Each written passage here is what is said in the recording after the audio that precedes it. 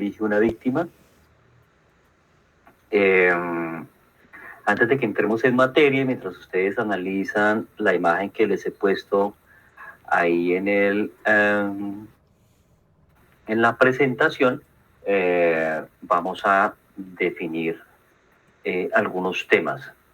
El primero, la reposición de la clase del pasado martes, que lamentablemente, y como ustedes sabrán, había el preludio de un gran temblor que hubo aquí en Colombia, 6.1 en la escala de Richter, que es fuerte, ¿sí? Digamos, no llega al nivel, gracias a Dios, de terremoto.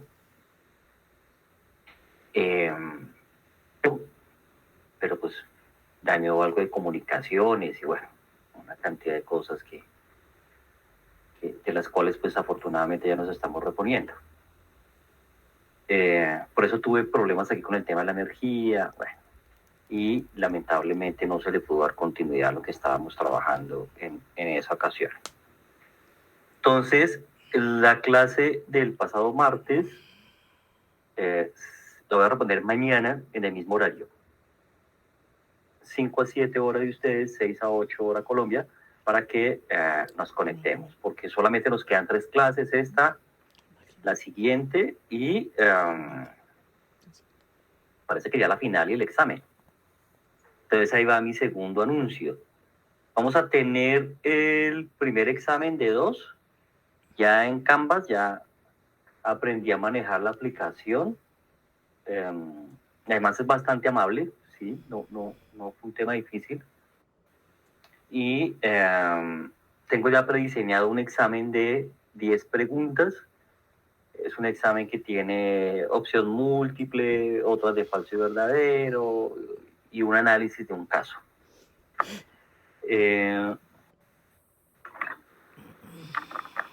Y que va a estar abierto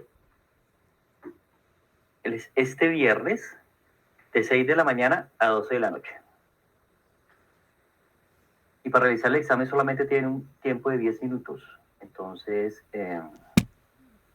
pues háganlo conscientemente. Es decir, ¿qué me interesa a mí? A mí, a diferencia de los cursos anteriores, pues ya no me interesa analizar trabajos ni ensayos, porque cuando uno hace grupos de 3, de 2, siempre hay quejas de que es que yo lo hice, el otro no lo hizo, bueno, ese tipo de cosas. Entonces he optado para el curso de ustedes por hacer evaluaciones individuales. Eso también me da un poco la idea de su desempeño individual. Ya hicimos un ensayo con el primer quiz, pues que no voy a tener en cuenta como calificación, pero sí me parece que es una conducta de entrada, una línea base interesante de ustedes. Entonces ya tienen la experiencia de más o menos cómo es. Van a hacer preguntas similares de lo que hemos visto en las sesiones 1 a las 5. Lo que hemos trabajado en clase, los casos, en especial el caso de Leily Vanegas, y las diapositivas que les he compartido al correo, así como la lectura sobre victimología básica que ustedes hicieron. Entonces ya no hay disculpa de que es que no manejo la herramienta, que es en Canvas. Ahí les llega a ustedes la notificación desde el momento en que el examen se abre. Usted a la hora que tenga y disponga de 10 o 15 minuticos, juiciosamente lo realiza y listo. Las preguntas son diferentes, no se van a confiar, porque pues también eso lo quiero evaluar. Y ya, eso inmediatamente me da una calificación, nos la envía, estadísticamente la organizamos y en la última clase cuadramos el del examen final, que va a ser sobre pues el contenido restante del curso, para que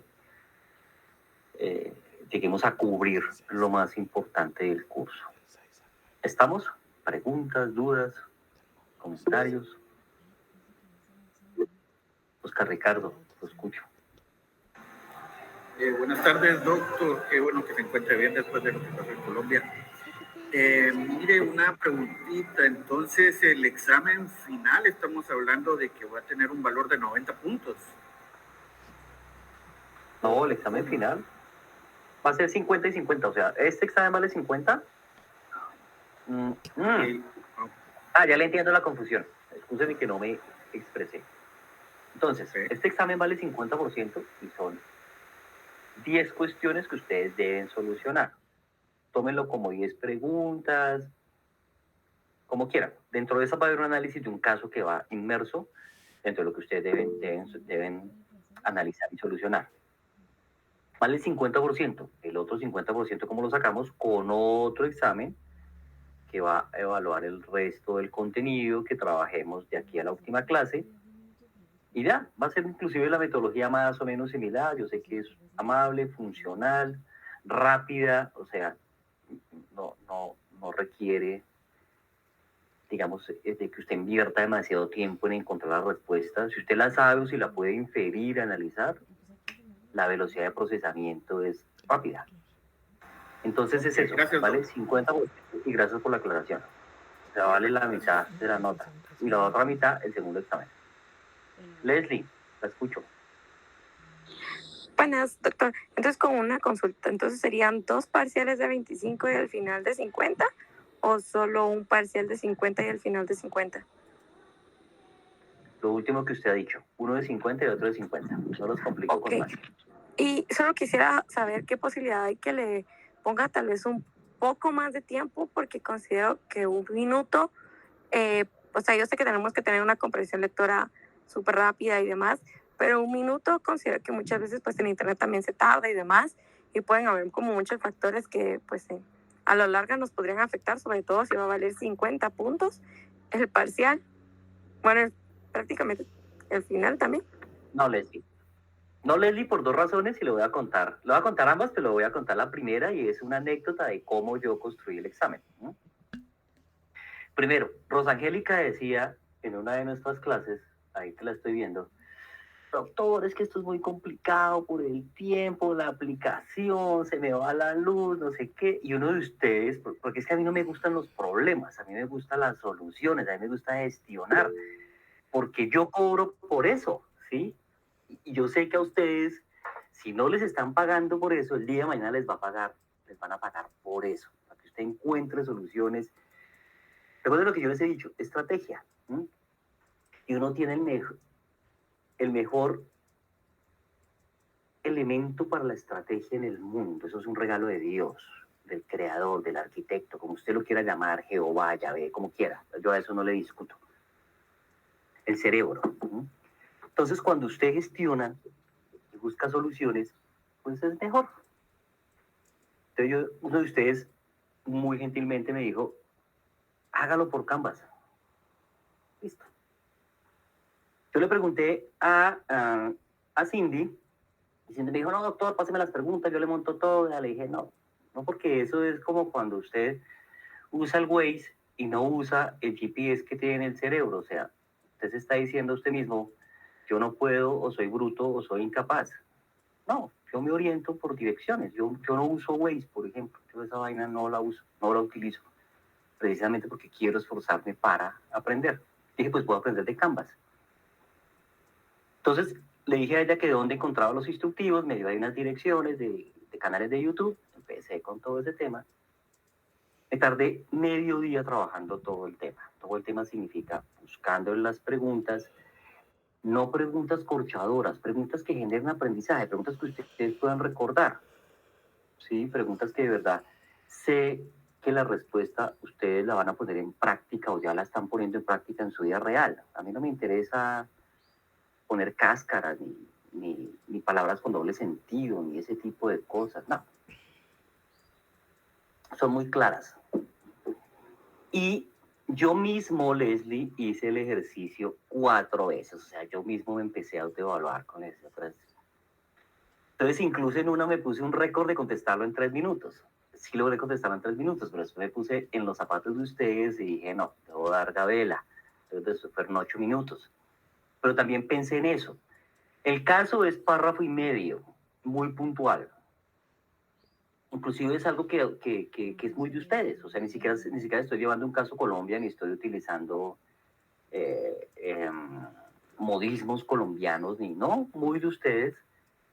Y inclusive muy con su normativa legal. Párrafo y medio, usted lo lee en menos de un minuto. Lo lee en menos de un minuto. Y lo comprende en un minuto. Y marca la opción correcta. Ya, literal. O sea, usted no tiene que sentarse a escribir ni hacerme un ensayo sobre el caso, no. Marca la opción correcta.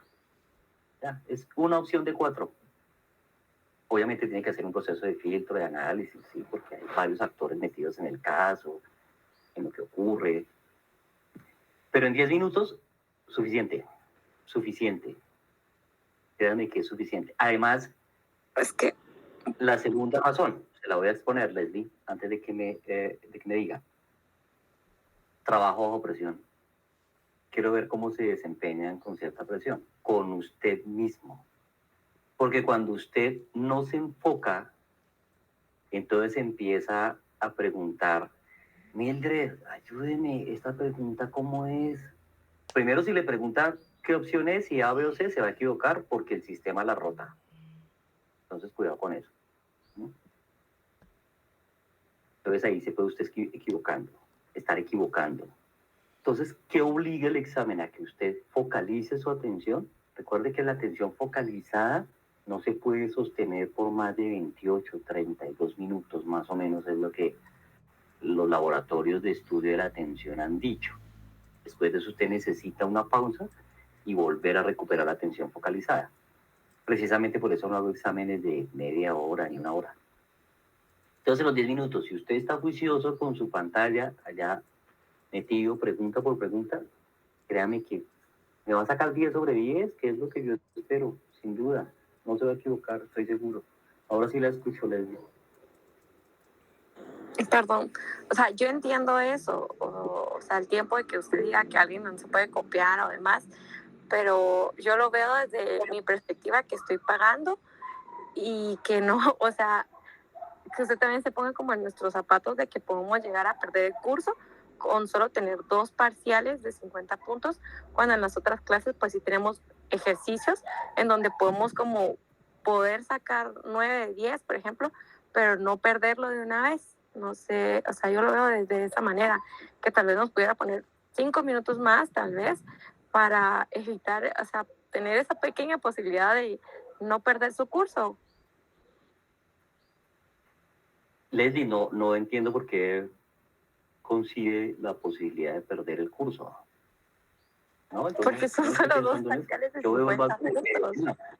no, bueno, si pierden y yo veo que hay un tema de pérdida, pues obviamente algo se me ocurrirá para que ustedes recuperen y les genere aprendizaje. Es que, mire, y usted acaba de decir algo que me llama la atención. Es que no tiene que ver que porque yo pago, primero debo pasar, no. Porque yo pago es porque me interesa, porque yo evidentemente quiero hacer esta maestría, porque hace parte de mi proyecto de vida, y porque quiero aprender. Yo quiero que ustedes aprendan. Entonces, si hay alguien que, no sé, sacó 6 puntos sobre 10, ¿sí? Que sería perderlo, pues con esas personas yo doy otra posibilidad de que hagamos algo que les genere aprendizaje, o evaluemos por qué algunas de las respuestas no las asimilaron y otras sí. ¿Dónde está la debilidad? ¿Dónde está la situación que hay que reforzar? Pero vuelvo y repito, no lo leamos, no hagamos la lectura de que es que solamente yo tengo 2 posibilidades, entonces es gravísimo, es mejor que el profesor me dé 4 notas. Si ustedes quieren, lo hago así, pero eso les va a generar a ustedes más desgaste. Claro, les puedo colocar un trabajo, ¿sí? De 5 o 6 páginas, individual incluso. No voy a colocar más trabajos grupales. precisamente por la lección aprendida que he tenido con los cursos anteriores. Entonces sería individual, todo lo que haga será individual. Pero entonces empiezan con la queja, no, es que no tenemos tiempo, eso nos demanda tiempo, tenemos que hacer un estado del arte y el estado del arte pues nos va a requerir que consultemos bastante bibliografía, además que me lo tienen que hacer con normas APA. Pero si eso ustedes lo quieren, están acostumbrados, díganme, yo se los coloco, no tengo ningún problema. Pero individual, no acepto trabajos ni en parejas, mucho menos en tríos. Doctor, le saluda Oscar. En mi caso, yo estoy bien con los 2 exámenes, pero sí, apoyando la noción que dice la compañera, si quiere lo podemos llevar por votación, pero en mi caso yo estoy de acuerdo. Bueno, no, hagámoslo, es una democracia. Ustedes, precisamente a través de la democracia, acaban de elegir un presidente, ¿sí? Y ojalá no se hayan equivocado como nos equivocamos acá nosotros, con lo que tenemos, el problema tan grande que tenemos en este momento, gravísimo, y es un problema regional. Yo quiero que entiendan eso. Este no es un problema de los países, es un problema de la región. Pero es democracia, sí, claro. Entonces, nada, los dejo en el chat. Si quieren hacer la votación, escríbanme su intención de voto. Si quieren que hagamos los 2 exámenes, como les digo, o si además quieren que les coloque al menos un trabajo y lo hacemos, claro. Y como les digo, es un trabajo de mínimo 5 páginas que va a tener unas condiciones para que me hagan la entrega de ese material. No hay problema. Y pues les va a permitir, obviamente, si no les fue bien en el examen, tener recuperación con el trabajo. Tendrían los 3 el mismo porcentaje, 33.33, que todo suma 100. Lo leo.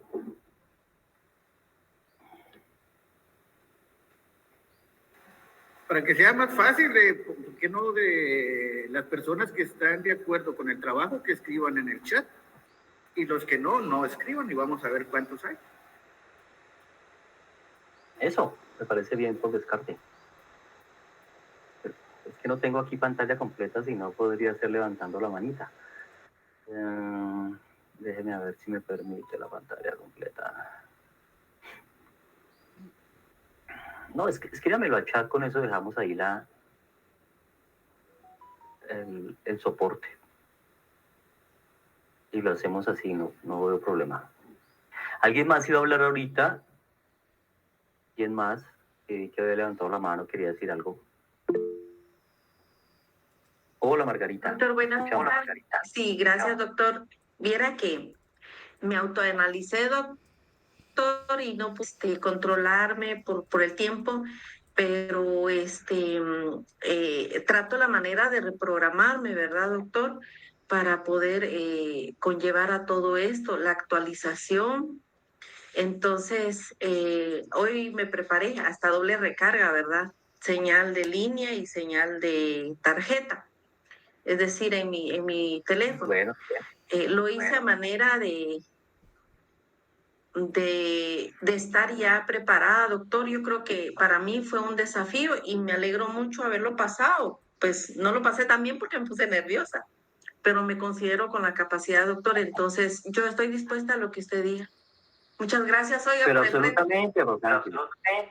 Mire que el tema es... eso de la inteligencia muscular no es tan descabellado, ¿sí? Cuando usted se ejercita puede tener cierta inteligencia muscular. Obviamente que va mediada por el cerebro, o sea, el músculo no piensa, que piensa el cerebro. O sea que la medida en que uno se expone a cosas que le generan estrés y lo hace una y otra vez, adquiere el hábito hasta que pierde el miedo. Pues si yo hubiera tenido esa determinación, no me le iba de manera autodidacta manejar todo el tema del Canvas y las opciones que da. Eso es un montón, es una machera. Eso uno puede vincularlos con links. Bueno, ahí hay varias ideas que se me ocurren para los cursos posteriores. No para ustedes, con ustedes quiero hacerlo de la forma más precisa y sencilla posible. Y créanme cuando les digo que los 10 minutos son absolutamente suficientes. son suficientes para que usted le dé respuesta satisfactoria 10 sobre 10 en calificación a ese cuestionario. No es nada del otro mundo, créanme que no estoy bajo la premisa de hacer preguntas rebuscadas, ni de conceptos que no puedan entender o cosas como esas, no, fíjense que no, esa no es mi intención. Y si por alguna razón, en realidad, porcentualmente no nos va bien, pues a quien no les va bien, miramos una alternativa para que en esas preguntas o en esas áreas, porque traté de dividirlas por ciertas áreas o temáticas mejor, hagamos un refuerzo y puedan recuperarlo. ¿Estamos? Bueno, los estoy viendo en el chat. Exámenes, dice Margarita, María Andrea. Gracias, doctor. Oscar, exámenes. Hola, Iris Patricia, la escuchamos. Perdón, doctor, yo solo tengo la consulta, como no tengo mucha señal, entonces no pude escuchar bien al principio de la clase qué temas entran para ambos exámenes. Así, pues lo anoto, ahí disculpe. Bueno, ahorita para el primero, o sea, el del viernes, que es, digamos que quiero que se focalicen ahí su atención, el otro después de los anuncios, pero para el del viernes, las temáticas de la 1 a la 5, que ustedes tienen ahí unos resúmenes que compartieron con ustedes, que están con el sello de la universidad, que tienen mucha relación con lo que hemos trabajado nosotros en clase, ¿sí? De pronto ustedes se dan cuenta que yo, pues, como estoy tan apasionado con el tema de las neurociencias, lo hago desde la explicación de las neurociencias, pero no les voy a poner nada de neurociencia, o sea, yo les voy a decir que me describan, no sé, los pares craneales o las áreas de Brodmann, y dónde se encuentra el lenguaje en las áreas de Brodmann. No. Todo va a estar focalizado en ese material y en las diapositivas. ¿Sí? Fíjense que yo les compartí a ustedes, o bueno, eso por favor si me lo hizo Cindy, que compartí con ustedes las diapositivas que teníamos de la clase, en especial de los temas más teóricos, porque yo utilizo mucha imagen, ustedes se dan cuenta que yo utilizo mucha imagen y yo con la imagen pues fluyo, pero ustedes sí necesitan obviamente aterrizar algunos conceptos. Sobre eso hay una lectura que les envié sobre victimología básica que me parece muy interesante, además muy clara, muy fácil de entender, y quiero pensar que ustedes ya la hicieron. Y sobre lo que trabajamos aquí del caso de Leili. No voy a preguntarles, por ejemplo, sobre el caso de Dante. No, el caso de Leili me parece interesante desde el nivel victimológico. y ya, eso es. Mildred. Buenas tardes, doctor, o buenas noches. Usted nos está mencionando sobre las diapositivas. Las diapositivas son estas que usted nos está presentando en la hora de clases, ¿verdad? Y que nos mandó al correo. Sí. Fíjese que ahorita estaba revisando porque... Pero hay diferencias. Ok.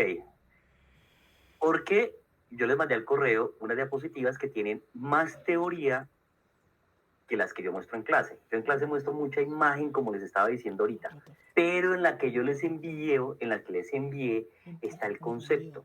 Por eso, básese en las que les envié. O sea, muy bien. A eso voy, doctor, disculpe. Fíjese que acabo de revisar el correo de la universidad, pero no tengo ni un correo suyo, más que el anuncio que usted... No lo mandé yo. Lo mandó Cindy. Cindy. Sí, lo voy a buscar entonces no porque no... Sí. Muy amable, gracias. Que busque las que Cindy las envió. Claro que disculpe, sí. Doctor, buenas tardes. Doctor, la licenciada... Perdón, hola, la Javier. licenciada... Pues, hola, Javier. Escuchemos, por favor. Gracias, Javier. doctor. Disculpe, Gracias. ¿usted se refiere a las que subieron a la plataforma o a los que iban a mandar individualmente a correo, a la plataforma, ¿verdad? Esas. Las que Ah, suben a la sí. plataforma, sí, señor. Sí, son Esas, nueve, esas. son Que Cindy las nueve subió a la más, plataforma. victimología básica y ¿cómo se llama? ¿Por qué la víctima es, siempre son hombres, algo así? Son dos más, aparte de las nueve. Masculino y, ¿por qué victimario masculino y víctima femenino? Sí, Ah, exactamente. ok. Gracias, doctor. Entonces sí estamos. Gracias. Listo. Muy ¿Ya bien. viste? ¿Ya viste? Bueno, muy bien. Entonces, examen, prefiero examen. Pareciera que la gran mayoría, 1, 2, 3, 4, 5, 6, 7, 8, 9, 10, están de acuerdo con el examen. ¿Listo? Muy bien. Entonces, democráticamente nos vamos con los exámenes. Mi interés es que aprendan, Yo no soy de... Mire, si algo nos hace subdesarrollados es precisamente la traición en la educación. Así como los sistemas penales son punitivos, más que terapéuticos, ¿sí? Los países desarrollados son terapéuticos. Obviamente han tenido que trabajar durante años para que se trabaje la justicia restaurativa y terapéutica y no punitiva, como la que aún tenemos nosotros. Pues también nosotros tenemos que empezar por algo a trabajar en la educación más de un verdadero aprendizaje y de un aprendizaje no convencional, del aprendizaje como se hace en Finlandia, por ejemplo, como lo hacen las grandes empresas como Silicon Valley, como Google, donde verdaderamente hay procesos de neuroaprendizaje. Algo similar a lo que pretendo con ustedes. ¿Sí? No es a través del miedo, no. Sin embargo, recuerden lo que yo en un comienzo les dije. La ansiedad y el estrés es parte de nuestra vida. O sea, usted no puede decir que por más mindfulness que haga, va a vivir su vida sin ansiedad y sin estrés. Es parte. Y tenemos que aprender a manejar el estrés en muchas situaciones. Una de esas, obviamente, los exámenes, obviamente las evaluaciones, obviamente cuando estamos siendo observados, obviamente cuando nos califican nuestro desempeño. ¿Por qué? Porque ¿cuáles son las funciones cerebrales que están ahí metidas? Los lóbulos frontales, bueno, la estructura cerebral, los lóbulos frontales, las funciones, las ejecutivas, y en especial velocidad de procesamiento y toma de decisiones. Y son las dos básicas que en el examen están inmersas. La velocidad con la que usted procesa la información y la decisión que toma al elegir su respuesta. Usted. Sé que todo lo pueden hacer con top 10-10. Estoy seguro. Mil gracias. Cierro paréntesis. Entonces, volvamos a la diapositiva. Una ONG sugiere recetar muñecas sexuales, fíjense, esto es real, como una forma de terapia, si se puede decir de esa forma, para disminuir la pedofilia o la paidofilia. ¿Qué opinión les merece eso? ¿Funcionará, no funcionará? ¿Por qué? ¿Los leo o los escucho?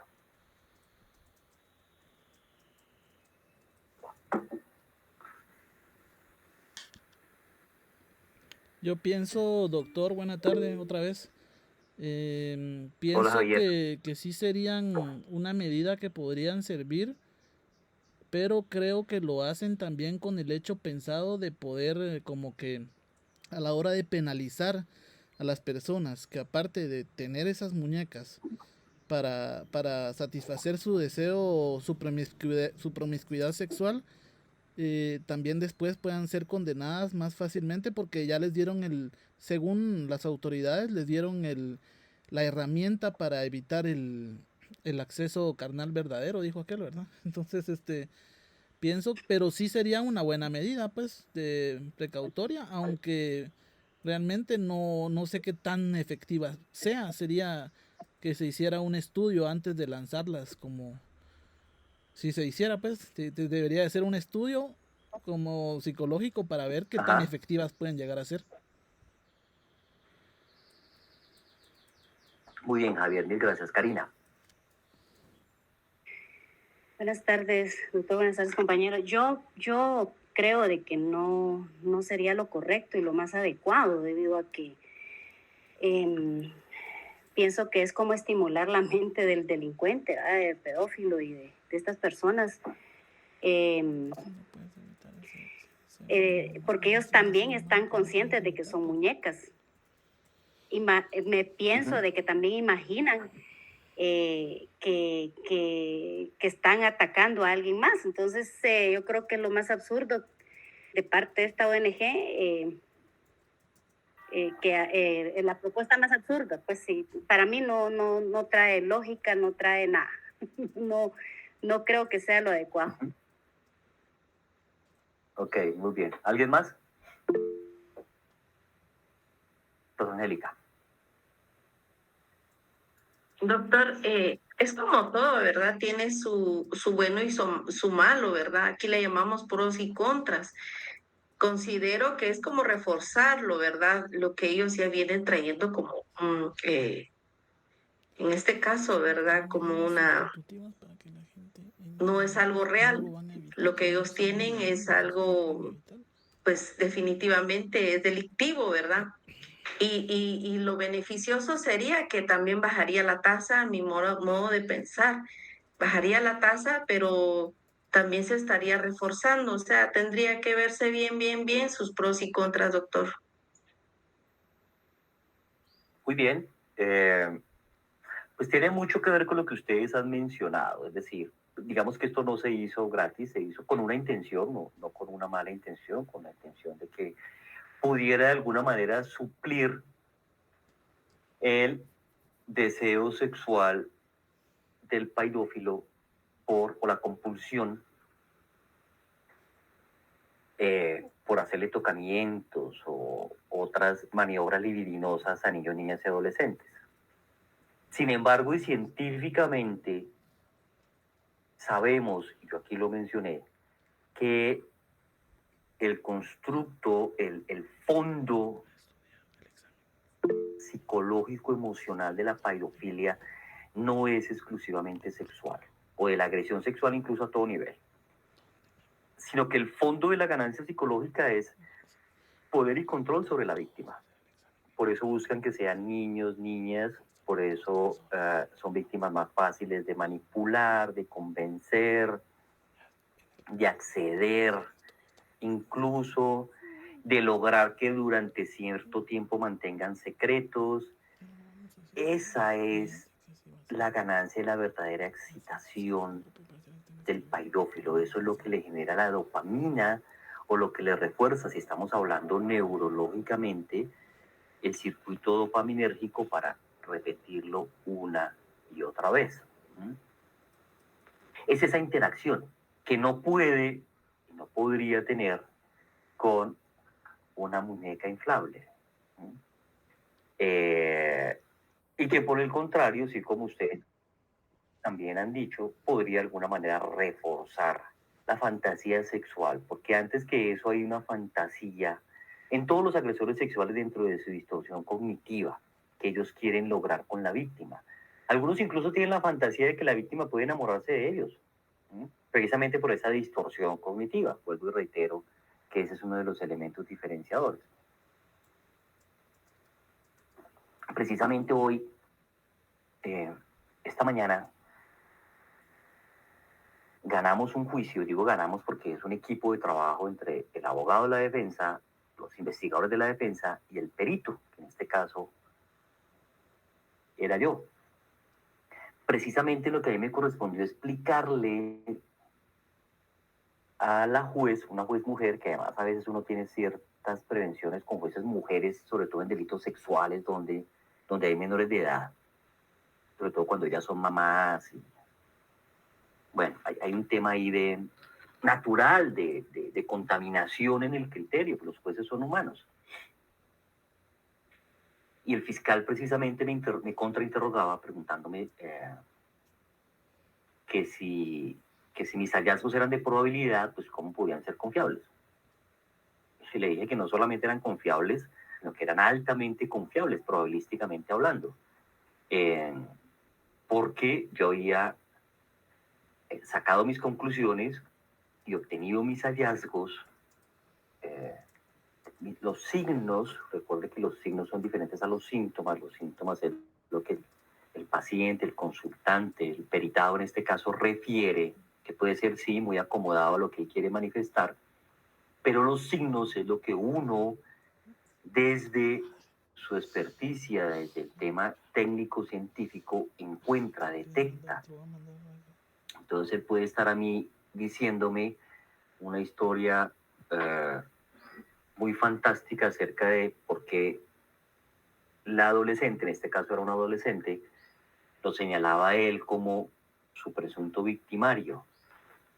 Pero yo tengo que leer la coherencia que hay entre lo que dice, como lo dice, elementos colaterales como por ejemplo el abuso de sustancias psicoactivas, el consumo de alcohol, el consumo de pornografía, en especial de pornografía violenta o de pornografía infantil, elementos de inestabilidad emocional que me dan ciertas pruebas psicológicas, otros que desatan también comportamientos irresponsables y distorsiones cognitivas. Y cuando no encuentro nada de eso dentro de los signos, pues tengo una alta probabilidad de afirmar que él no tiene las características que son propias o acordes a agresores sexuales. Y pues con base a eso lo exponía. Y el fiscal incluso insistía en que por qué no le daba certeza. Yo le dije, mire, señor fiscal, la certeza no se la puede dar ni siquiera un resultado de ADN, porque probabilísticamente le está dando un 99.9% de probabilidad de que el hallazgo corresponda con la comparación.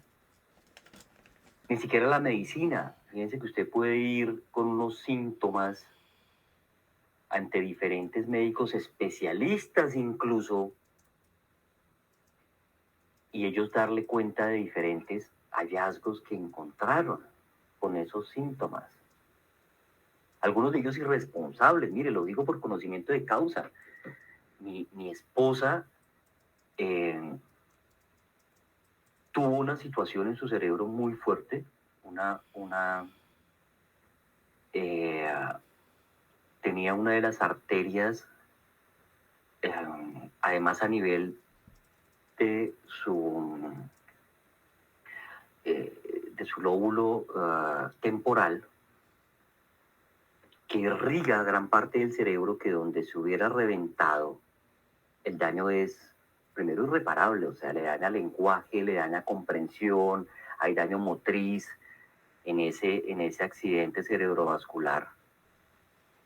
Y teniendo ese defecto que fue precisamente detectado a través de una resonancia magnética funcional, el neurólogo, un neurólogo afamado acá, le dijo, no se preocupe, mija, eso es un tema que usted trae hereditario.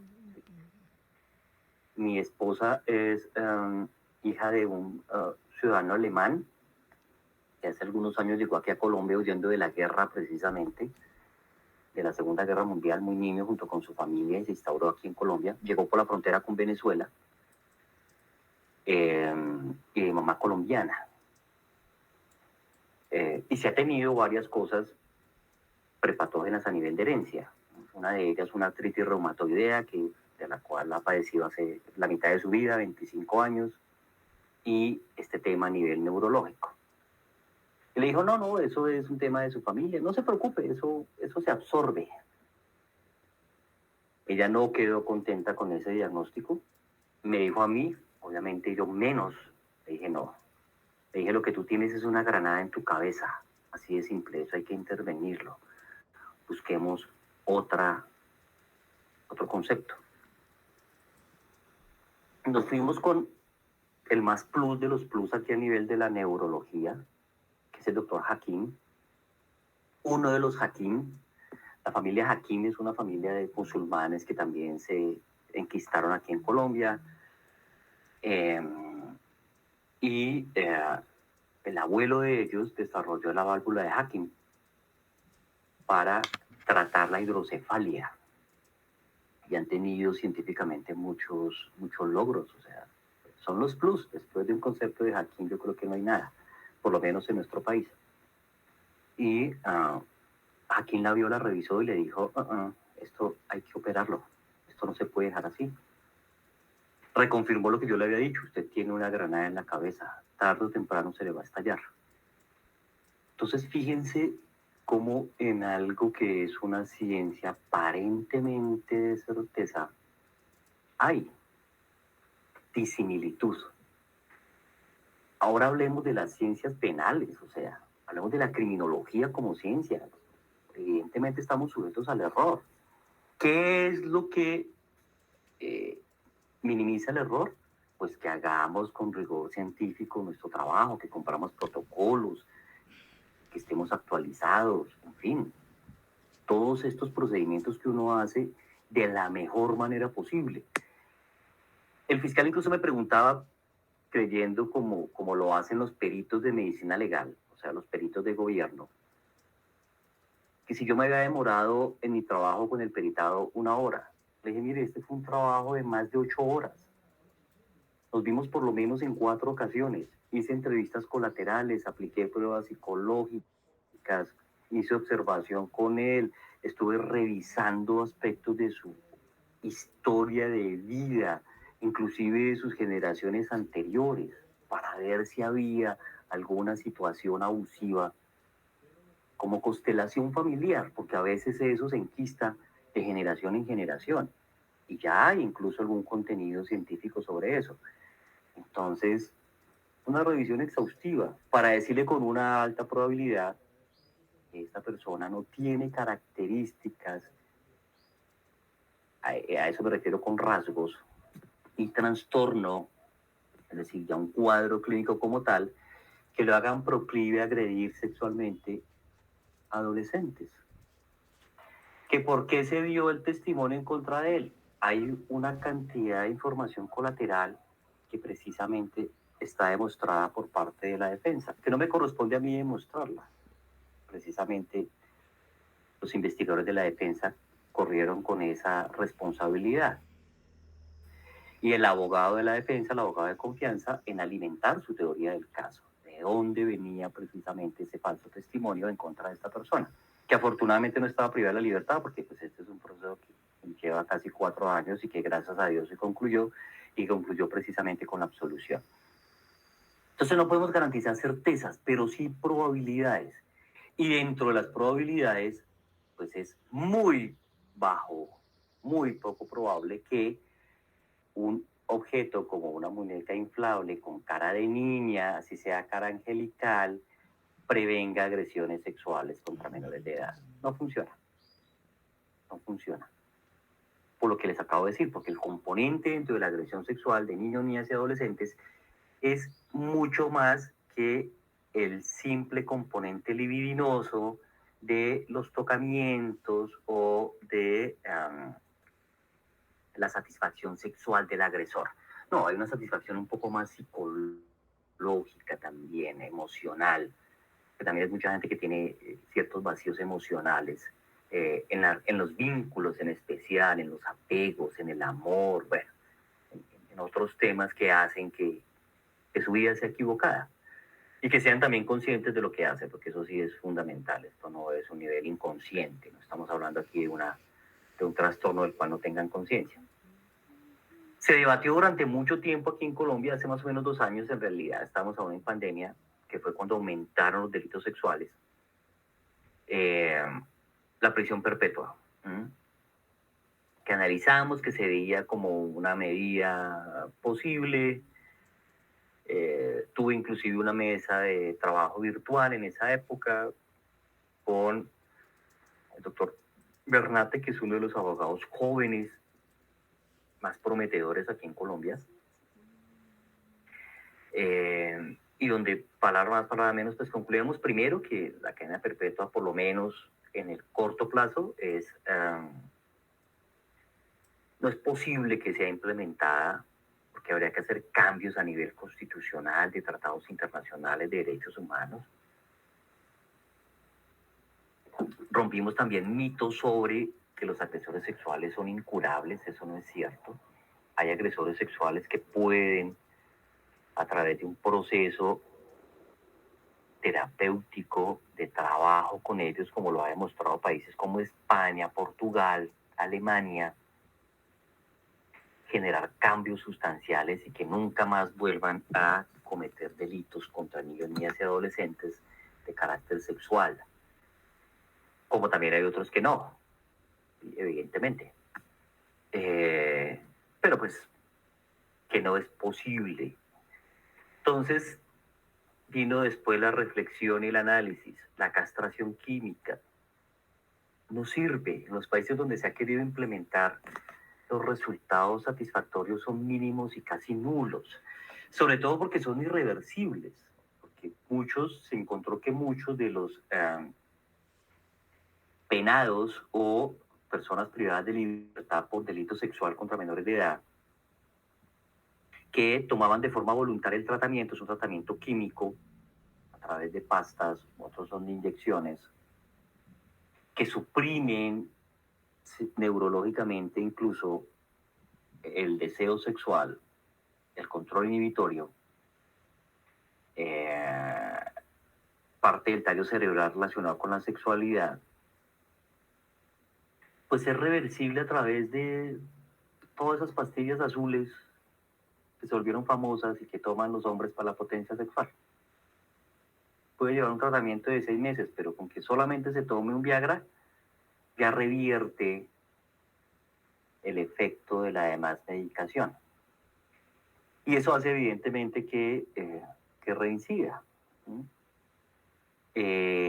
No la evita, no la controla, que encontró que básicamente estos sujetos tomaban el tratamiento, sobre todo en países como España, Argentina, Chile, para reducir tiempo de su pena. Es decir, como una forma de manipular, pero no porque tuvieran la real intención de cambio.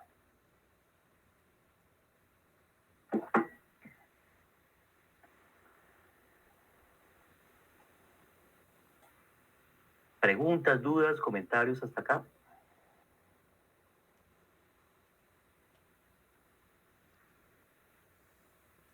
La agresión sexual va muy amarrada.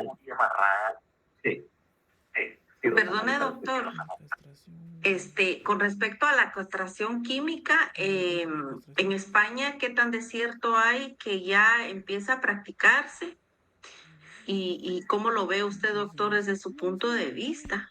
¿Verdad? No, en países de Europa, muy bien, como en España, desde hace muchos años se ha practicado con la castración química.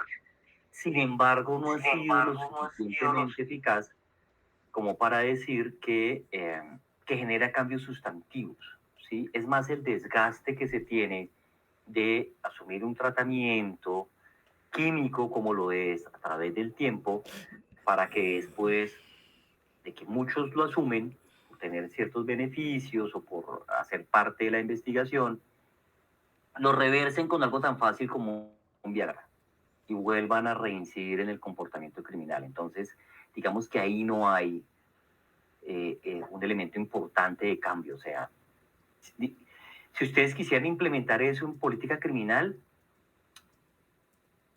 pierden el tiempo y hacen perder recursos importantes al Estado, al gobierno. Por ahí no es, por ahí no funciona. Eso es básicamente lo que dicen las estadísticas, lo que dicen los resultados.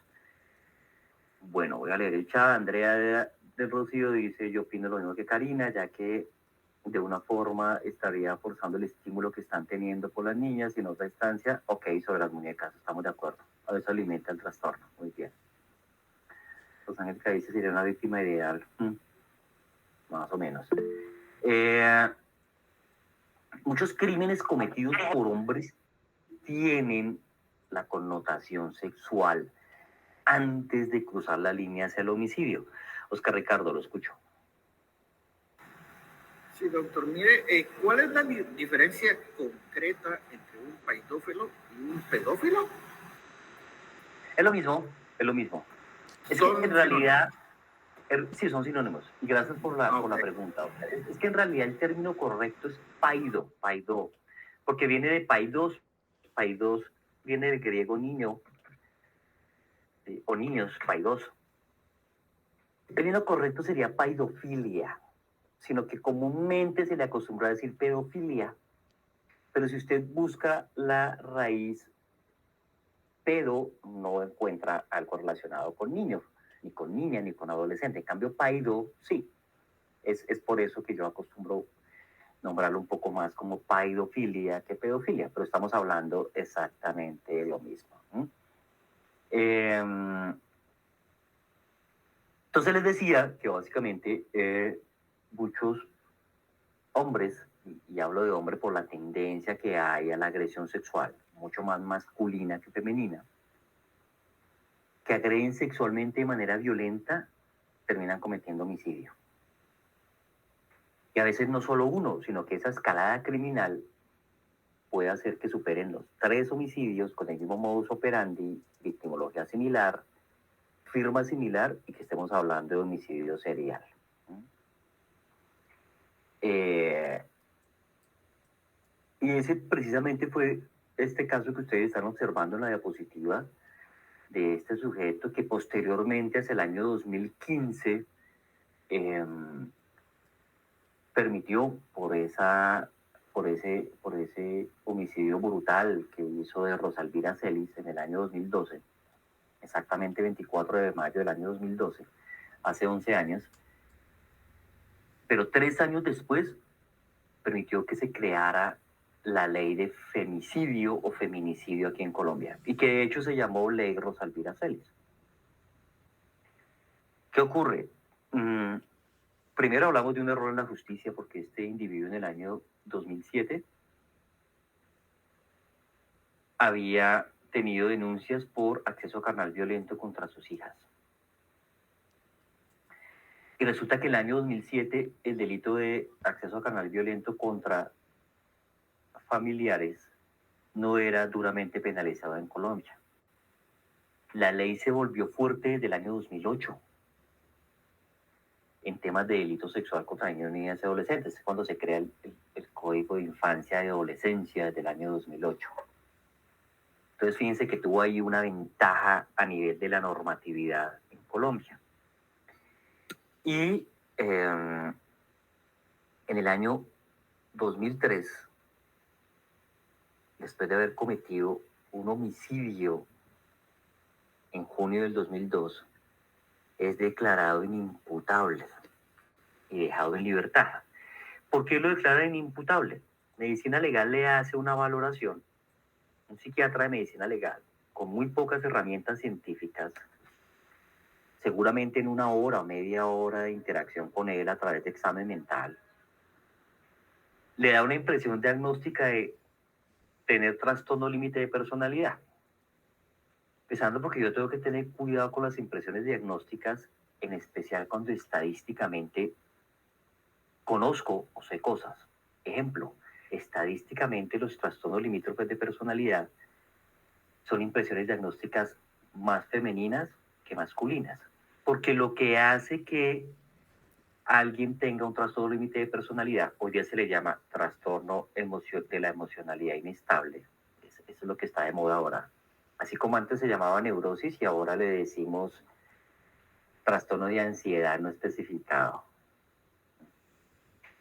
Entonces, ese trastorno limítrofe de personalidad tiene la característica de que son personas bastante inestables en sus relaciones interpersonales, tendientes a las adicciones de drogas, alcohol, sexo, juego patológico, relaciones tóxicas, si lo quieren llamar así, con bastantes intentos suicidas, en especial manipuladores, con un apego terriblemente inseguro, tienden a la heteroagresividad y a la autoagresividad, pero bastante heteroagresividad, en especial con parejas, exparejas, familiares, personas conocidas. Y son mucho más en mujeres que en hombres. Sin embargo, le diagnostican eso, ¿no? Además, cuando son en hombres, por algo se le llamaba limítrofe, porque significa que está en el límite con el trastorno antisocial de personalidad, es decir, que empieza a compartir bastantes cosas en común con el trastorno antisocial de personalidad.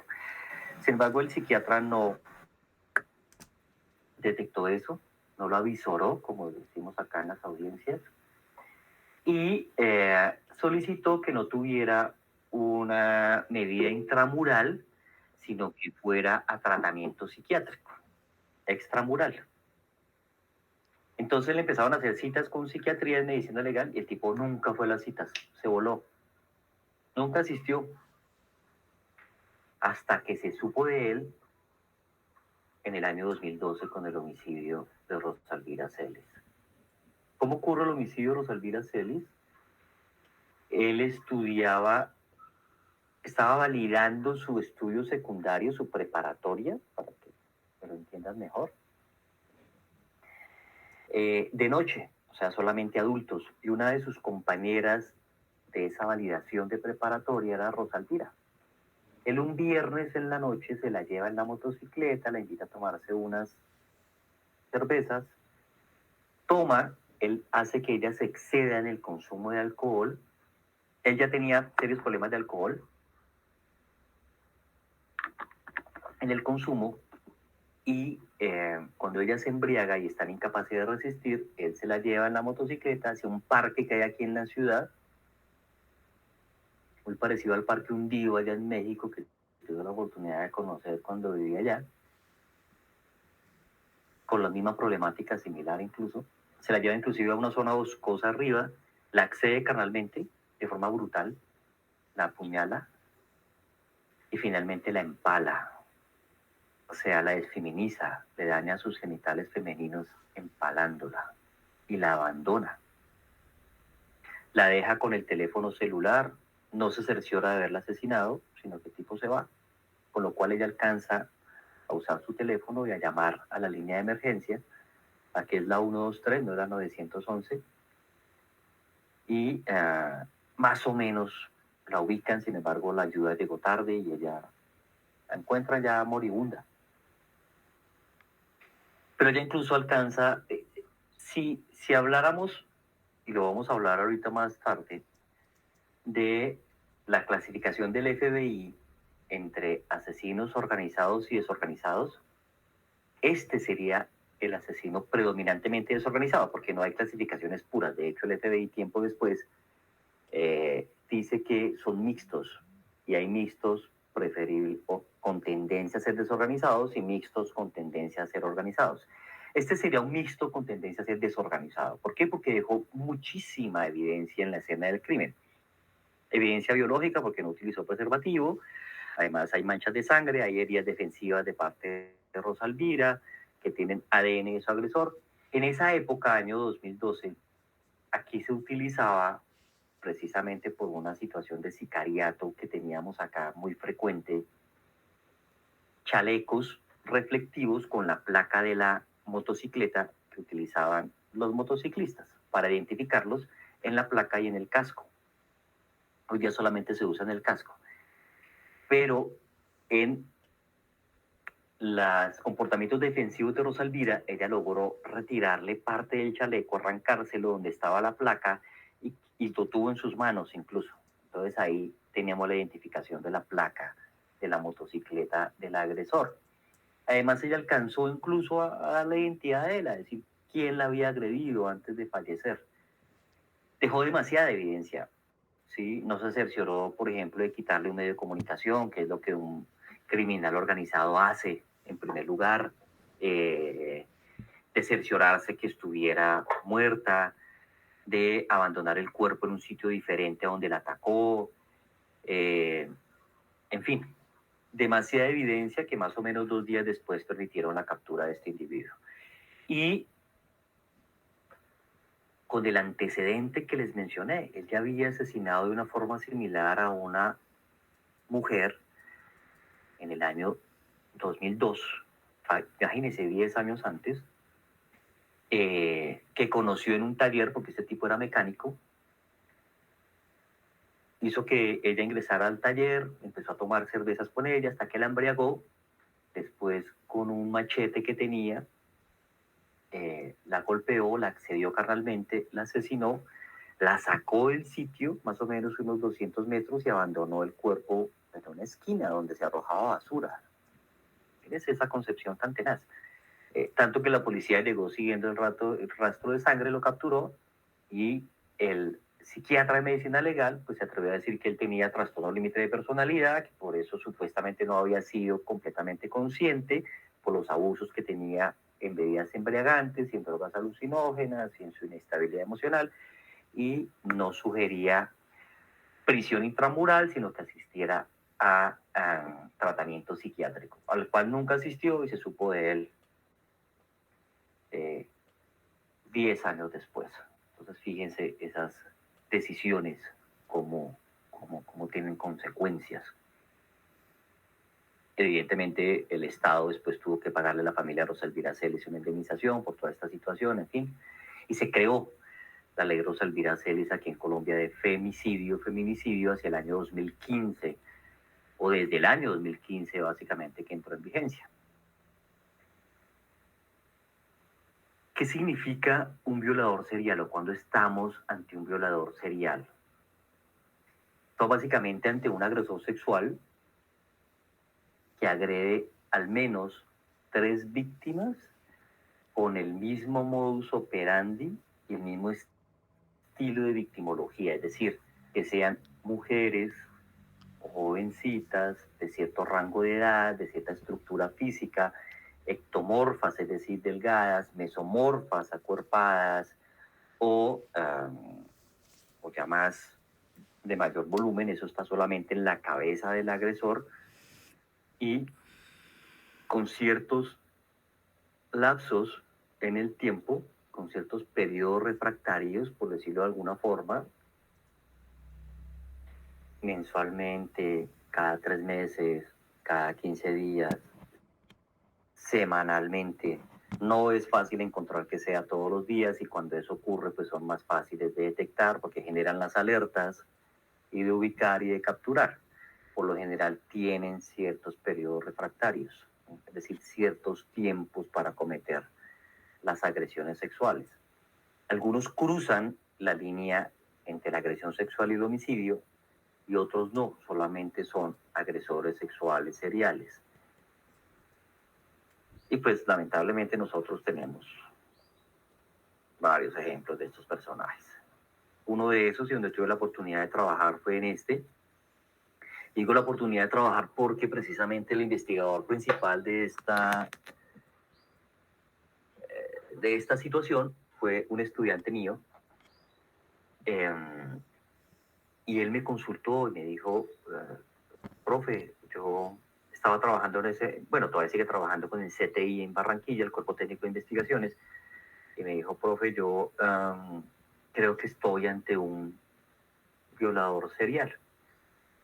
Le dije que por qué pensaba eso, me mostró varias vinculaciones de victimología, y empezamos a trabajar el tema para lograr la captura de quien después fue identificado como Levi Rúa Rodríguez, un individuo que perteneció a la policía, fue patrullero de la policía. A veces los criminales más peligrosos son quienes han pertenecido a fuerzas de la ley, porque la conocen, porque tienen conciencia forense, porque tienen un conocimiento previo de cómo burlar la ley. Su escalada criminal comenzó hace el año 2010 en una región de la costa atlántica. Allí, cuando era un policía activo, violó a una mujer, fue condenado a 14 años de prisión, pero en esa época todavía había unas reducciones importantes en el delito de agresión sexual, en especial con mayores de edad, y él aprovechó esa reducción y salió en mucho menos tiempo. O sea, fue condenado a 14 años, pero en realidad salió en 5 años. Imagínense, quedó en libertad 6 meses después. Por lo menos tenía posibilidad de cambiar intramural por domiciliaria, o por libertad condicional, presentándose con cierto tiempo, en fin, algunos beneficios que en su época tenían los criminales. Hoy día eso ha cambiado un poco.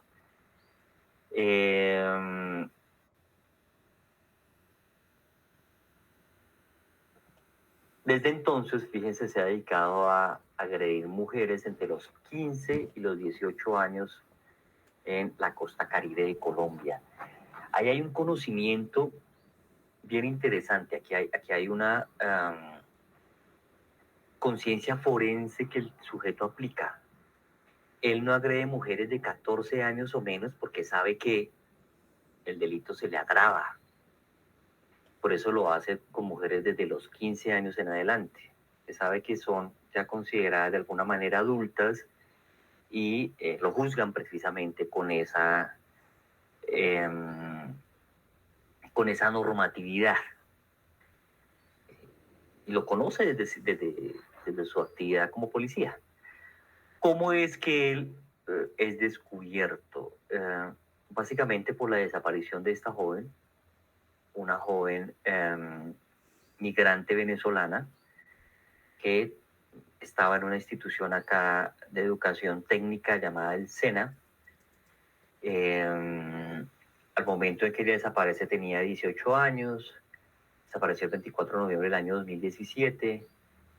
Ahí hay algunos datos con los que la fiscalía precisamente hace el boletín, pero en la investigación que hizo, bueno, es una foto real del sitio donde encontraron el cuerpo.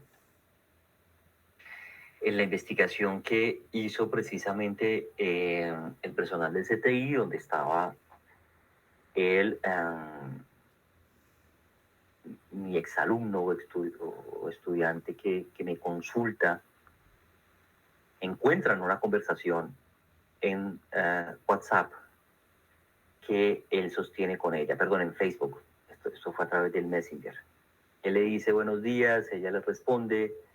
Él, fíjense cómo la engancha, le dice: un amigo está necesitando una muchacha para que le cuide un niño de 7 años de edad, medio tiempo nada más, 8 de la mañana a 12 del día, está pagando 800,000 pesos mensuales, eso es más o menos, son $200 más o menos mensuales. Si estás interesado, que en esa época pues era más o menos un salario mínimo acá. Si estás interesada, dime, o si no, para decir a otra persona. Fíjese cómo le maneja la mente, ¿no? Ella le pregunta todos los días, él le dice de lunes a viernes, ella le dice para cuándo la necesita, él le dice para más tardar mañana, o sea, pronto. Fíjese que no le permite pensar, está presionando sus funciones ejecutivas. Él le pregunta a ella para asegurarse: ¿tú eres menor de edad? Y él responde no. Y él le dice: ah, qué bueno, porque él me dijo que no fuera menor de edad, porque como va a ser un trabajo serio. Fíjense cómo él está precisamente en la conversación perfilando a la víctima, porque los agresores también son perfiladores. Ella le dice: yo tengo 18 años y los cumplí en agosto. Fíjense cómo él le sonsaca la información. Él le dice: ¿tienes una foto recién que te hayas tomado? Con mala ortografía escribe se hayas. Ella le dice: lo que pasa es que me atracaron y me llevaron los papeles. ¿Cuándo? Ella le dice: hace unos días. Fíjense cómo él empieza a estudiar ciertas vulnerabilidades. Está indocumentada. Le dice: mañana a las 8:30 puedes presentarte. Ella le dice: la verdad quería ir a clases mañana porque no he ido y de paso hablar con el padre del niño. ¿Podría ser el sábado en la mañana? Él le dice: el sábado estoy trabajando y el domingo, pero si no puedes, busca otra persona. Fíjense cómo hay presión. Ella le dice: es que como te digo, he fallado a clases estos días. Y él le dice: pues un día más, un día menos, no veo que sea problema. Si quieres puedes ir con el uniforme del SENA. El SENA es el sitio donde ella estaba estudiando. El Servicio Nacional de Aprendizaje, traduce SENA. Y ella va y se presenta a la cita que le da y ahí desaparece.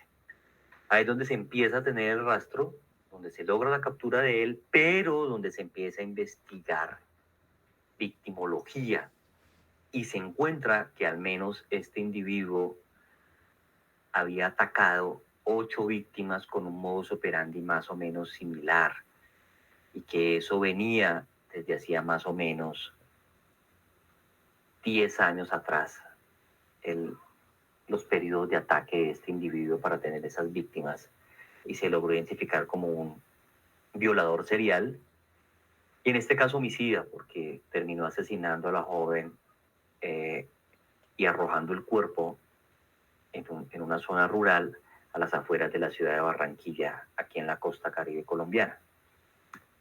Entonces fíjense cómo hay esa transición entre la agresión sexual al homicidio. La diferencia resulta ser sutil, es decir, un individuo que sea violador serial no puede asegurar que no pase de la violación serial al homicidio serial.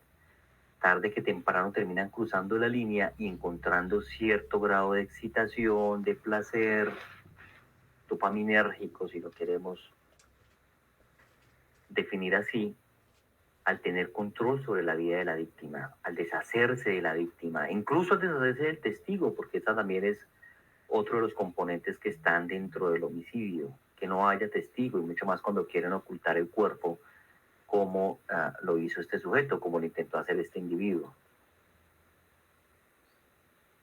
En una feria del libro hace más o menos 5 años, yo tuve una discusión técnica, científica, intelectual, no pasional, con la autora de este libro, que además me sorprendió que hubiera sido una mujer, ¿no? Patricia Rodríguez Reyes le coloca a su libro Viólame suavemente. ¿Qué opinan de ese epígrafe, de ese título para un libro? Viólame suavemente. ¿Eso qué les hace pensar?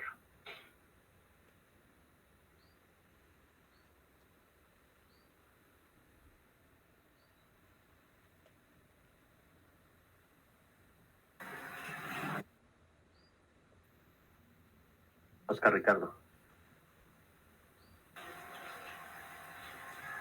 Tal vez que ella está accediendo a que alguien la viole, pero con, no sé, con pasión, con amor, algo así, lo entiendo yo. Claro, además que habría mucha incoherencia comportamental, ¿no? Víctima consentidora, tal vez, doctor. Sí, desde una perspectiva mendelsoniana tal vez, pero en la realidad pues tener una violación no es suave. ¿Sí? Si hablamos de violación como tal, es decir, de un acceso carnal, que es la casuística que precisamente Patricia trae en su libro. Ella trae una casuística de mujeres que fueron asaltadas sexualmente. No estamos hablando de actos sexuales abusivos, no estamos hablando de abuso sexual. ¿Sí? Que el abuso sexual, recordemos, está más aterrizado el término a niños, niñas y adolescentes. Aquí hablamos de violación, de acceso carnal, y en especial acceso carnal violento, que es como en la mente del agresor se concibe. Un agresor sexual no le excita al violador el hecho de que la víctima se le rinda. No, entre más resistencia le ponga a la víctima, mucho mejor para él, porque recuerden que está de por medio el poder, el control, la dominación y la humillación de la víctima. Karina dice, creo que pidiendo piedad, tal vez, pero es que pedirle piedad a un agresor sexual, decirle algo así como hágame pasito, no funciona. Aquí en alguna ocasión hubo una campaña donde le decían a las mujeres cosas como las siguientes: mitos. O sea, es que cuando el tema no está acompañado de ciencia, pues caemos en lo mitológico y nos equivocamos. Entonces usaban mitos como, para que usted no sea, víctima de violación, o para que usted evite ser víctima de violación, no se recoja el pelo y no se haga colas. Aquí llamamos cola de recogerse el pelo. Estas las mujeres que tienen pelo largo, aquí está la moda del pelo lacio, muy largo, que a veces hasta, sobre todo en ciertas regiones como Medellín, Cali, que va hasta la cola. Entonces no se haga moños del pelo porque el agresor la puede tomar de ahí y la domina más fácilmente, primero. Segundo, le decían, si usted entonces lleve el pelo suelto para que no la violen. Segundo, si no quiere que la violen, lleve en su mano una sombrilla, un paraguas. pero que sea largo, ¿sí? Porque eso puede disuadir al agresor sexual para que no lo ataque.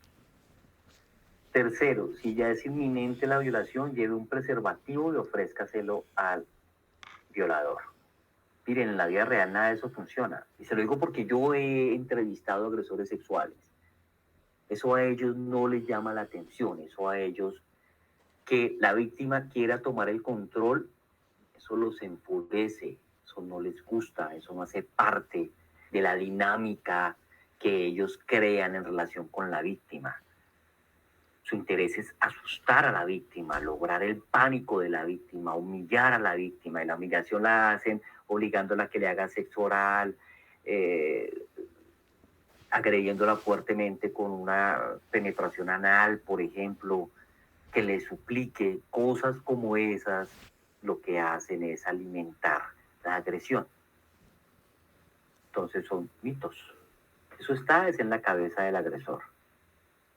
Es así como pensar, que las mujeres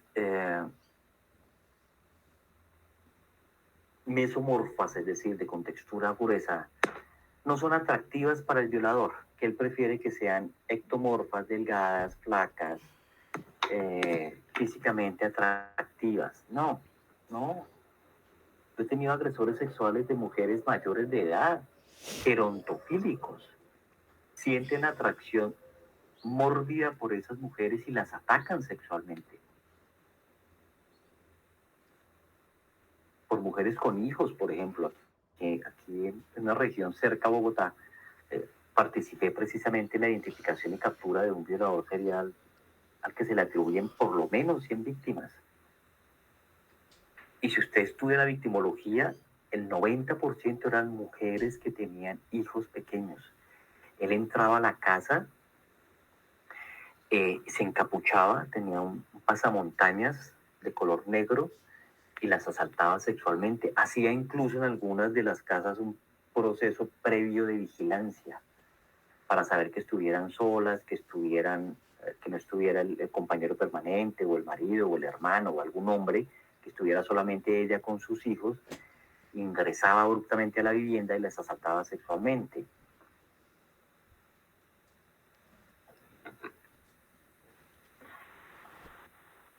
Incluso dejan a esa víctima que no sufre y que no siente dolor. Sí, exactamente, no les atrae. Eso no les resulta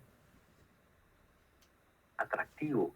Pero pues es imposible que o muy poco probable, que en el fragor de un ataque, pues usted no sienta pánico, usted no sufra, sienta angustia, y mucho menos si es atacado sexualmente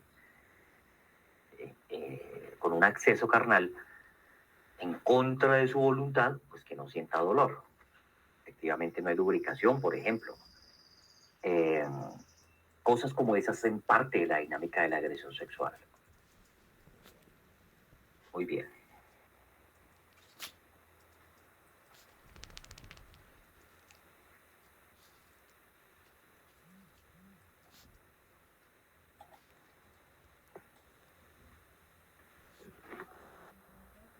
Vamos a trabajar otro tema.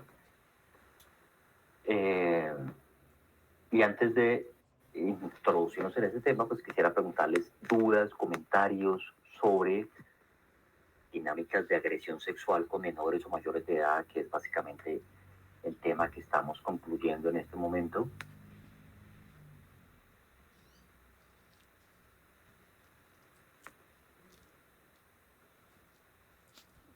Muy bien. Vamos a trabajar delitos contra la vida y la integridad personal. Entonces, dentro de esos, evidentemente, homicidio, que es el más grave, y en las diferentes modalidades, de tipo pasional, por encargo, y es cuando hablamos de un fenómeno que lamentablemente está sufriendo países como el nuestro, que es el sicariato. Y no solamente el sicariato hecho en Colombia, hecho en Guatemala, sino el transnacional, con grupos de sicarios y de microtráfico, como el Tren de Aragua, por ejemplo, que se gestó en Venezuela y se ha venido difuminando a través de toda Latinoamérica. Incluso ya hay presencia de criminales del Tren de Aragua en Madrid, en Holanda, en países europeos. Y ya es bien sabido que lastimosamente, y para asesinar candidatos presidenciales, fiscales de alto rango, pues están contratando sicarios colombianos. Y una periodista, recuerdo que hace poco me hacía la pregunta y me decía, doctor Belisario, quiero que nos explique de la manera más sencilla posible, eso significa sin tecnicismos, por qué para otros países como Ecuador, Paraguay, Haití, es tan atractivo contratar sicarios colombianos. Entonces yo le hacía la diferencia, le dije, mire, estos son más que sicarios. Para esos casos particulares, estos no fueron sicarios, fueron mercenarios, y son dos niveles diferentes, ¿no? En nuestra época Colombia, por allá en los años 90, cuando se estaba enquistando aquí un grupo armado ilegal muy fuerte, que hoy día está cobrando bastante fuerza con el presidente de turno, que se llama Ejército de Liberación Nacional, ELN, que a diferencia de las FARC ha sido más ideológico que militar, pero que también tiene una gran fuerza militar. Pues en su época fue entrenado por una pareja de alemanes, mercenarios alemanes, de la antigua Stasi, hombre y mujer, porque era una pareja. Los famosos grupos paramilitares o autodefensas, que también por esa época se empezaban a gestar en nuestro país, y cuyo mayor dirigente fue un bandido llamado Carlos Castaño, fue entrenado por mercenarios israelíes, del ejército israelí. Aquí en Colombia los entrenaron. ¿Qué es lo que hace que sean atractivos? Eso, el nivel de entrenamiento que tienen. Por eso eligen mercenarios colombianos, porque saben que el nivel de entrenamiento táctico, militar nuestro es muy bueno. Muy bueno no solamente por lo que hemos tenido que vivir acá, por la problemática en Colombia contra grupos armados ilegales, sino por la capacitación que han recibido y las zonas de entrenamiento. Ejemplo, cuando yo estaba en el DAS, en el Servicio de Inteligencia Colombiano, tenía bastante interacción con grupos tácticos que habían sido formados en las Guyanas francesas, o sea, aquí muy cerca, y que hacían parte de la Legión francesa, que son soldados tácticos, mercenarios, que los entrenan para eso, para matar, o sea, no para otra cosa, exclusivamente para eso, para hacer operaciones tácticas de alto nivel. Y los que pasaban la prueba, porque eran pruebas muy difíciles, estilo Navy SEAL, eran colombianos. Entonces recibían el entrenamiento, regresaban a Colombia, hacían parte de algo llamado las AFEAU, Fuerzas Especiales Antiterroristas Urbanas, y terminaban su entrenamiento. Terminaban de pulirse en lo que hacían. Entonces esos individuos son precisamente los que contratan o se llevan. En Ucrania tenemos mercenarios colombianos allá trabajando. Hace poco hubo una denuncia por derechos humanos y porque lo estaba maltratando allá. Pues hombre, ¿para qué se van allá? O sea, se van por dinero a pelear una causa que no es de ellos. Eso es otro tema, pero se van allá al ejército ucraniano y pues obviamente son la carne de cañón. Y por dinero los mercenarios se venden para hacer o para cometer crímenes de alto nivel. Lamentablemente en Haití ocurrió, fueran engañados o no, no sé. Recientemente pasó en Ecuador. Aquí precisamente la zona Caribe de la que hablábamos hace un momento, en Cartagena, en Isla Barú se llama así, no es tan isla, pero sí es son unas playas muy privilegiadas aquí al norte de Colombia, en la costa. Estaba uno de los fiscales de alto rango más honestos y ranqueados, por decirlo de alguna forma, de Paraguay. Precisamente narcos transnacionales, no solamente paraguayos, de conexión mexicana, contratan a los mercenarios colombianos, llegan por el mar en un jet ski, se bajan y directamente asesinan al fiscal y se van impunemente. Bueno, hoy día ya fueron capturados. Pero ese tipo de problemáticas lamentablemente estamos viviendo, nos están exportando, nos ocurre. No solamente son colombianos, también los tenemos mexicanos, venezolanos, en países que tienen bastante conflicto a nivel de criminalidad. Fíjense en el riesgo. Pero bueno, antes de que entremos un poco más en materia con el tema, quiero que por favor hagan este ejercicio. Cierren allá sus ojitos y piensen si alguna vez contemplaron la posibilidad de asesinar a alguien. Si lo pensaron. Estoy hablando de si lo planearon. Si lo pensaron. Sí, no y por qué. Los leo en el chat o los escucho en el audio.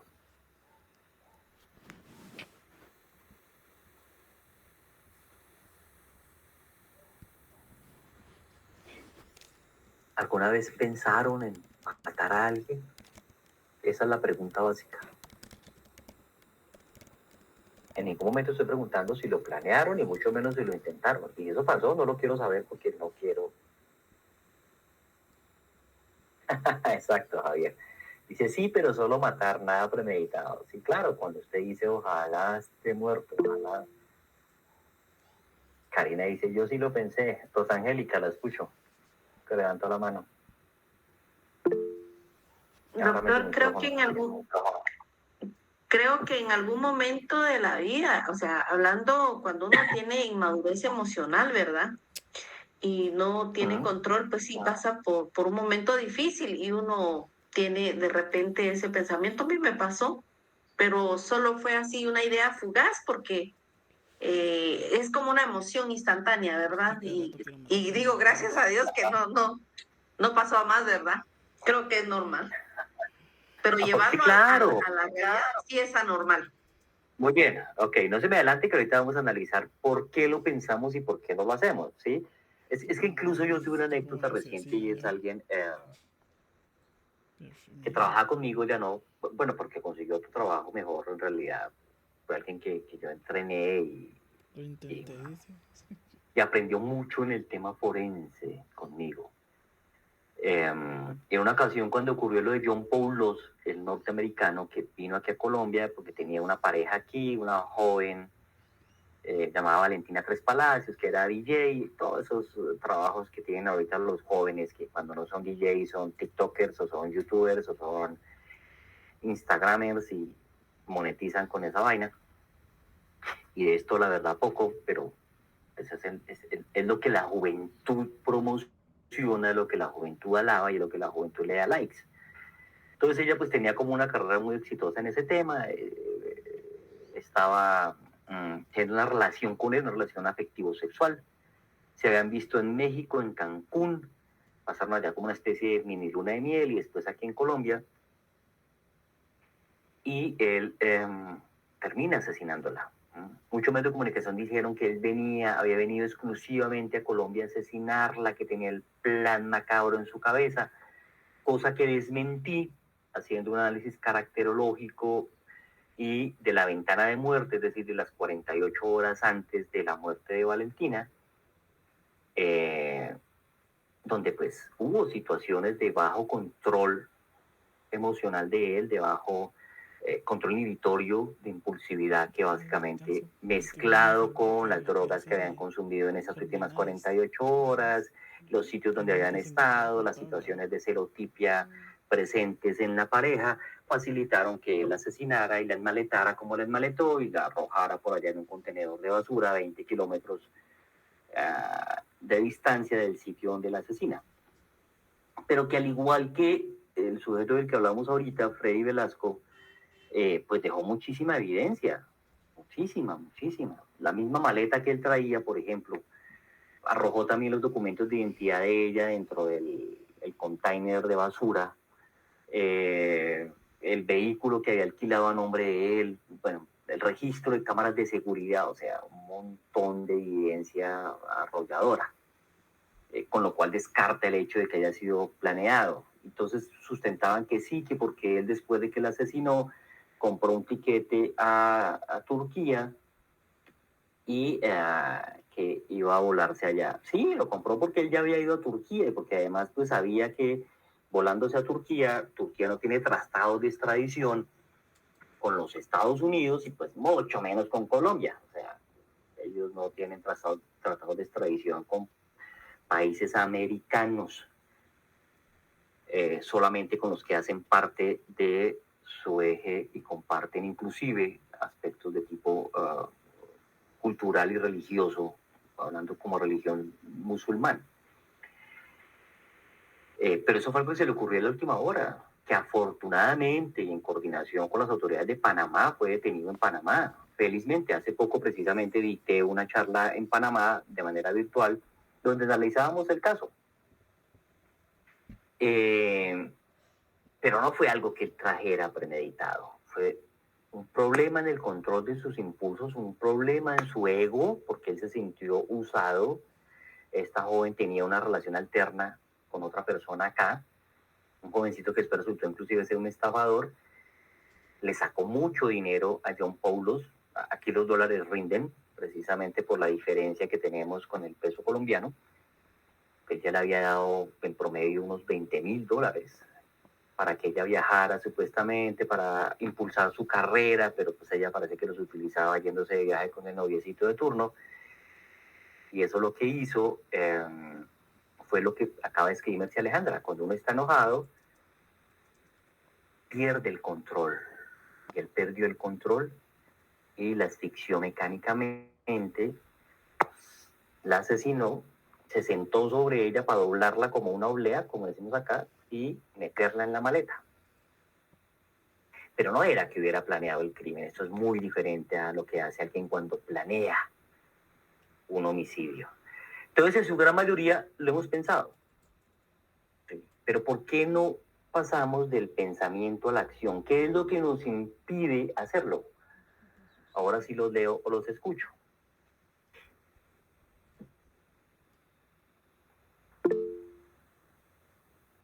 Angélica, ahora sí adelante.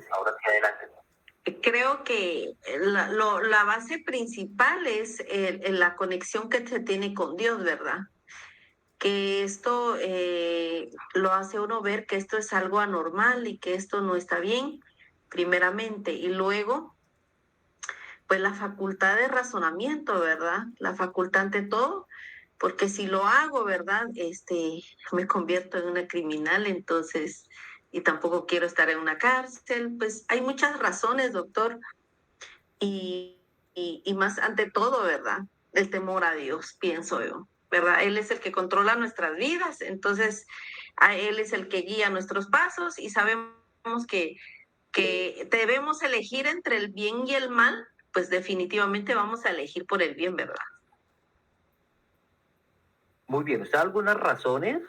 Sí, que sí son, digamos que psicosocialmente aceptables, reguladoras del comportamiento, otras que no, porque hay gente que, a pesar de lo que usted menciona, Rosa Angélica, aún así decide ser criminal, aún así decide hacerlo. Les estoy copiando un video de YouTube para que en su rato libre lo observen, que hace referencia precisamente a el experimento que se hizo con esta pregunta, y donde encontraron que la gran mayoría de la gente respondía que sí, pero cuando se indagaba por qué no lo habían hecho, daban razones como las que usted ha manifestado, ¿sí? Unas razones de tipo religioso, Sin lugar a dudas, la religión es un regulador de nuestro comportamiento. Y está bien. Necesitamos reguladores del comportamiento. El cerebro lo necesita. El control inhibitorio lo necesita.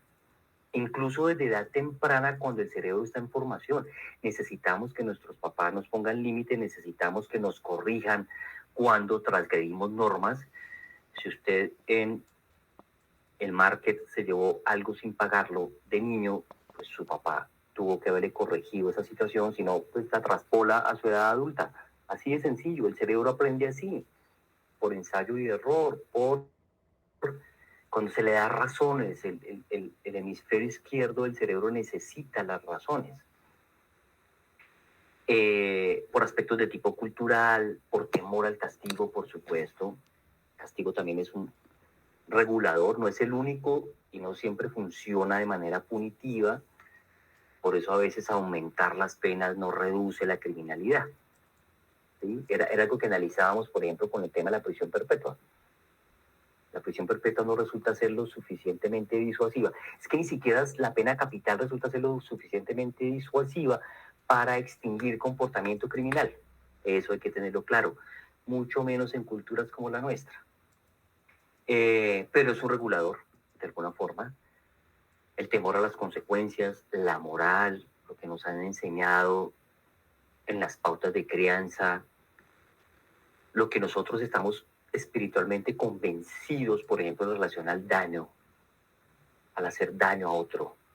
Todo esto regula nuestro comportamiento. Sin lugar a dudas que ahí está la respuesta. Antropológicamente, ¿por qué? Porque antropológicamente es condenado el homicidio.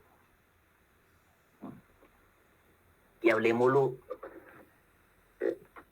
antropológico religioso. Entonces, si usted se va a un libro como, no solamente la Biblia, aquí está el ejemplo de Caín y Abel, perdón, estaba combinando mi cerebro los nombres, sino si usted se va a leer la Torá, que es el libro de los judíos, o el Corán, en el caso de los musulmanes, al igual que la Biblia, condenan el homicidio, es una transgresión a la vida, y la vida solamente le pertenece al Creador, llámelo como quiera, Alá, Yahvé, Dios, nuestro Señor, el Espíritu Santo, Jesús, Cristo, como usted quiera definirlo, pero hay un dueño de la vida, ¿sí? O sea, en realidad la vida pues no se ha creado por una implosión o una explosión, ni por un gangbang, ni por cosas de estas, ni por las bacterias que se convirtieron en lo que somos nosotros. No, hay algo, hay una fuerza, hay algo superior que precisamente también es parte de la regulación. Mucho más en culturas como la nuestra. Guatemala es y seguirá siendo religioso, espiritual, de buenas costumbres. Eso uno lo siente cuando va allá.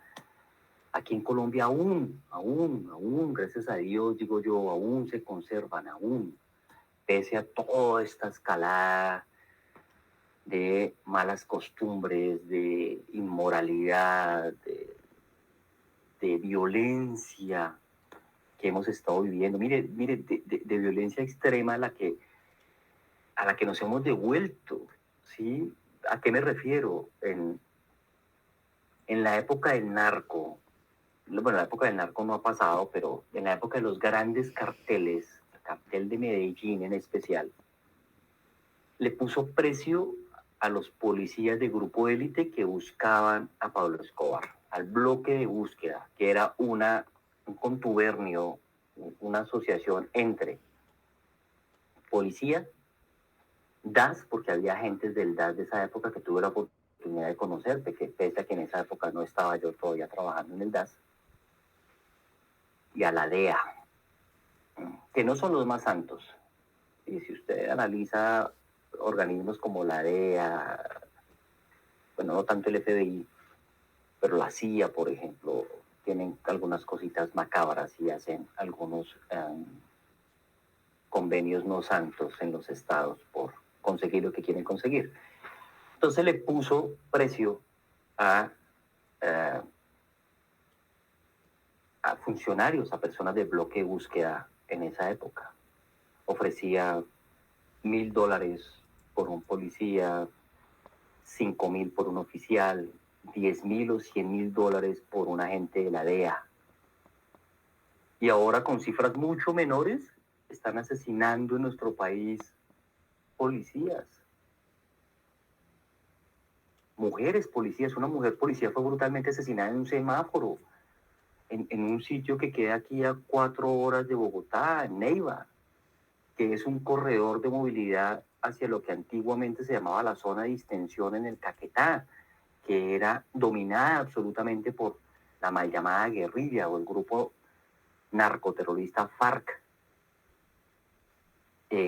Una mujer policía estaba en un semáforo con su motocicleta y de pronto se le acercan 2 individuos en motocicleta y el de atrás, el parrillero, le propina unos impactos de bala en la cabeza, o sea, mortales, la asesinan. Mamá de un niño. Y de ahí para acá ha venido una escalada criminal de homicidios de policías y donde cobran precisamente por cada homicidio de esos. O sea, estamos dañando, estamos socialmente pudriéndonos en ese sentido. Eso no se puede permitir, eso no nos puede pasar. Así de épocas inmemorables el homicidio haya estado presente. Y a veces incluso el homicidio más brutal, que es el que se comete al interior de la familia, entre hermanos, la madre con los hijos, el papá con el hijo, el esposo con la esposa, por eso hablamos de feminicidio, la pareja con la expareja, pero está ahí presente, hace parte precisamente de esa dinámica. Esta es la definición, básicamente. Privar de la vida a otro ser humano es la conducta más dramática y para su estudio debe tomarse en cuenta que es una relación o antirrelación humana muy compleja. Hay una significación incluso psicológica, por eso utilizamos dentro de las metodologías de análisis de homicidio o de suicidio, que es cuando se atenta contra la propia vida, metodologías como la autopsia psicológica.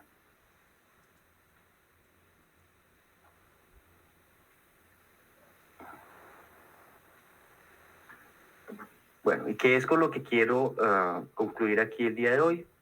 Para lo que vamos entonces a trabajar mañana. Quedamos entonces que mañana nos conectamos 5 de la tarde, hora Guatemala, 6 de la tarde, hora Colombia. ¿Preguntas, dudas antes de concluir lo de hoy? Ocúpense de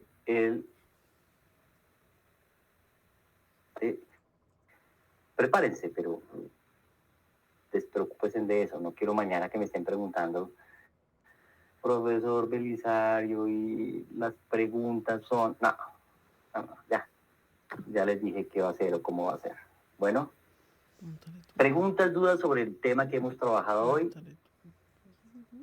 ¿Vamos claros? Muy bien. Entonces, que tengan una noche maravillosa, muchas bendiciones y si Dios nos lo permite, nos vemos mañana. Mil gracias. Hasta mañana entonces. Feliz noche. Gracias, doctor. Gracias, doctor. Gracias, Gracias, doctor. Feliz noche, doctor.